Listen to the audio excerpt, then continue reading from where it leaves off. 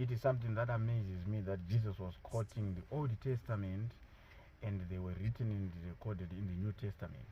So when Jesus was asked by the Pharisees some certain questions, he could respond to them quoting the Old Testament.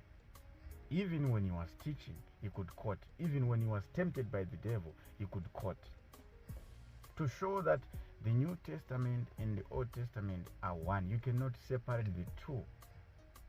The Old Testament compares the New Testament, and the New Testament reviews the Old Testament. The book of Deuteronomy, the book of Leviticus, the book of Psalm, the book of Isaiah. There were some quotes that Jesus took and responded to them. Even when he was on the cross, he could quote some scriptures that were in the Old Testament. So that's how crucial and amazing this Old Testament and New Testament is to a modern day Christian. Matthew 4 verse 4, but he answered and said, it is written, men shall not live by bread alone, but by every word that proceeds from the mouth of God. He was quoting Deuteronomy 8 verse 3, the last part. You know that men shall not live by bread alone, but man lives by every word that proceeds from the mouth of the Lord.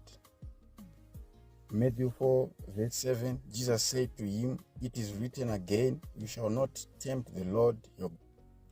He was quoting Deuteronomy 6 verse 16, you shall not tempt the Lord your God as you tempted him in Mass.